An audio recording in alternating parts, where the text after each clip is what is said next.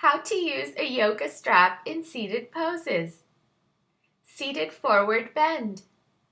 In seated postures like the hamstring stretch in seated forward bend, yoga straps can be used around the feet as shown. The pelvis will naturally tilt forward, bringing the body into alignment and bringing length into the hamstrings. Cobbler's pose. This pose is the beginning of cobbler's pose. It can be tricky for people with tight hips.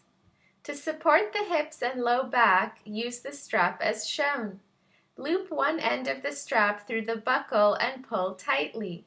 Set it just around the top of the hip bones and loop the other side around the outer edges of the feet as shown. This will help the spine to stay long and the pelvis to tilt forward. How to use a yoga strap in binds. Revolved high lunge.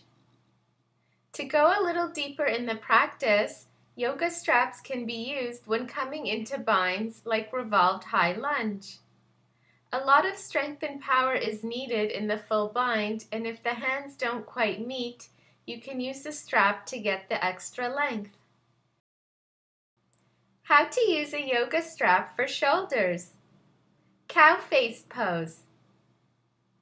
This is cow face pose, and it is a pretty intense stretch for the shoulders and chest. The full expression requires a lot of flexibility and practice, and if the hands don't meet, you can try to use a strap to help deepen the stretch. Try to keep the spine long and the chest lifted. What kind of yoga strap should I buy? I recommend the Sukhi Yoga Strap.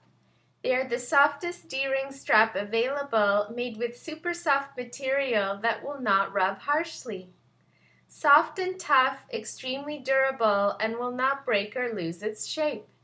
Perfect for help holding yoga poses, increasing flexibility, and for physical therapy. They come in 4 different colors: black, pink, purple, and green. Visit their website sukhiyoga.com to get your yoga strap today. Thanks for watching my video.